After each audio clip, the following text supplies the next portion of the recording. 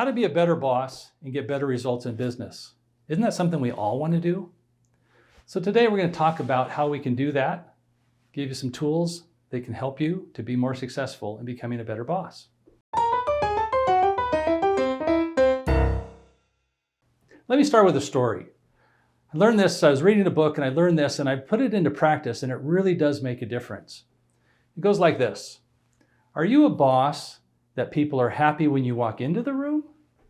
Or are they more happy when you walk out of the room? What do I mean by that? I know bosses that when they walk into a room, they don't even have to know what's going on.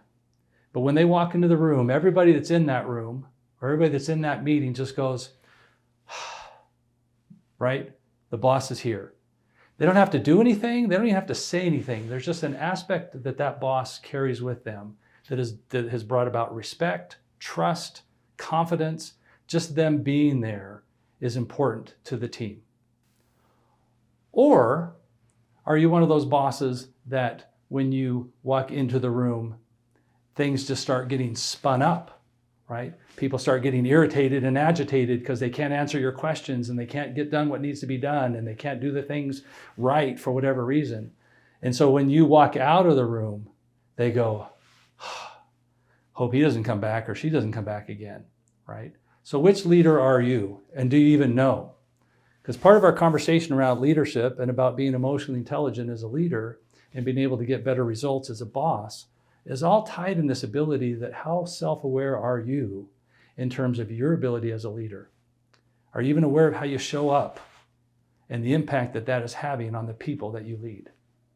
So what we found from a results perspective, one of the key results that we've been tracking is the ability that organizations have to engage people, the level of engagement that their employees have.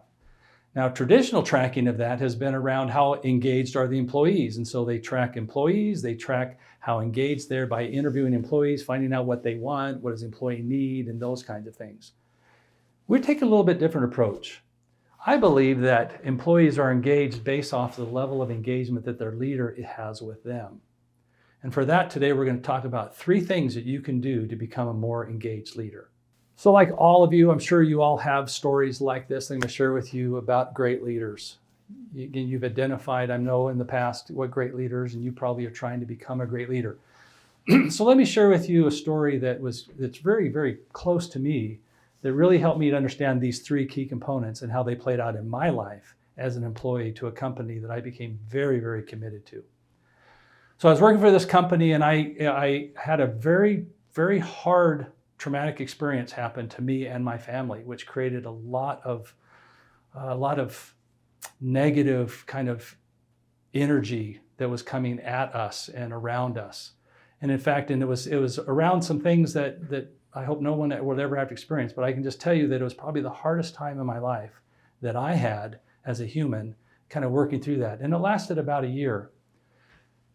Had a major impact on my ability to do the job that I was doing. And so I felt like I needed to contact my boss and talk to him and say, listen, I don't think I can keep working here. I think I need to really focus on this and I don't want this to come back in any way to have an embarrassing impact on the company. And so I feel like I just need to take off and go work on what I need to work on and fix what I need to fix. And what was interesting is that my boss who knew me. And so the 3 things that we're going to talk about here is I was named by him, or by them, I would say as an organization. I was noticed by them and I was known by them. Those are the 3 keys that if you can sit down for the people that you're leading and you say they're named, they're noticed, and they're known on a regular basis, then you can have a lot of confidence in the fact that you are engaged with them as a human being. So how did I know this? As soon as I contacted my boss, he said, Dave, sit down. And I shared with him what was happening. I shared with him what I wanted to do and why I felt like I needed to do. And this is what he said to me. He says, we know who you are. We know the type of human that you are. And we will not ask you to step down and to leave. In fact, we want you to get out there and represent us because you and the life that you lead represents who we are as a company. He said, I'll tell you when you need to step down, but for now, you just need to go to work and you need to do your job. Now that meant a lot to me, to have the level of confidence that he knew me, he knew who I was, and it matched the company that I was working for. I was noticed by him on a regular basis. I was, whether it was through phone calls, through emails, and so I knew that I was important to him, and he knew me by name. Kind of the side note to that is a few months later, I came across the CEO. We were at a meeting and the CEO of the company walked up, called me by name. Dave, how's it going? How did your thing end up? We were 100% behind you. And I just want to know what happened. Now you think, it's not a big deal, right? It's a company, 400 or 500 people. It wasn't a big company, but he knew me by name and he knew what was happening in my life, which led to me working for that company for 20 years. Had many other opportunities, had this company going at the same time. And I went to work for them because there was such a level of commitment and I loved the mission that they were on and it was helping me on the mission that I was on. So I share that to you to say, again, now go ask yourself, do you notice or are the people named to you? Now let's talk about what that means. What does it mean to be named? It's not just, do you know my name, David? Do you know who I am? And do you know the uniqueness that I bring to the team? Can you talk to me about that? And it's not just the uniqueness, but how do I fit into this team? And how does the team fit into what we're trying to do? And do you have conversations with me on a regular basis? So it's not just, do you know my name? I know a lot of leaders that take a lot of effort into just memorizing people's names. But then if you go to talk to those people and say, do you really feel like they know you? The answer would be no. They pass me in the hallway and say, Dave, how's it going? But then they don't really want to know, right? And so that is a critical component of being able to know if you're engaged or not is, do you know them by name? And do you know what's unique about them? So that's the first part. Now we move into, do you notice them? Not do you notice them when they do bad things or you notice them only when they do good things, but do you notice them on a consistent basis to maintain that relationship? Because for me to be fully engaged and follow you as a leader, I need to be engaged in this relationship with you. And you need to be engaged in this relationship with me. So this level of engagement is really tied to how well you notice me and how regular that is.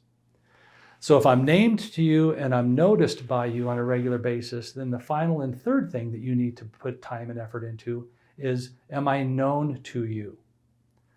Now, what do we mean by known, right? When we talk about being known, have you spent enough time with me that you know what my values, my personal values are? And you know, and am I trying to live those values as I'm working with you? And do those values align to the organization's values, or are there a disconnect? Have we had conversations about that? Do you know me about what's going on perhaps in my family? Do you know the things that are happening in my personal life? Not that you need to be my best friend, but do you know me as a human being? And have you taken time is the key element here, have you taken the time to actually know who I am? And what's important to me? Where I'm going? What are my hopes? What are my dreams? So to sum this all up, if you want to increase your ability as a boss, you want to have better results as a boss, then you can get good at these three things. You can start this today. Just make a list of the people that report to you directly and write these three things down: named, noticed, and known. And answer the question, are these people really named to me? Do I really notice them on a regular basis? And I bet you'll find that there's a gap in one or more of those as it pertains to each of the people that you interact with. You'll probably find that there's a couple folks on your team that you can answer yes to all three of those. There's probably a couple folks that you can say yes, but it's more in a negative experience. They're named, noticed, and known to you only because of that. But there's this middle group of people that exist in every organization that kind of just sits there, and those three things are not present in their life. So find out who they are and increase your effectiveness as a leader. So now as we leave here today, we want to give you the opportunity to have access to our emotional intelligence assessment. Click below and take the link to take your free assessment, get your report, and then sit down and analyze your report and see how the answers to your report are going to help you do those three things. You'll probably find that there's certain aspects that come out of that report that you get that are probably the reasons why you aren't connecting as well as you should. So begin to work on those, which will then help you to connect to those three things. And then you can join us on our journey to helping us put the human back into humanity.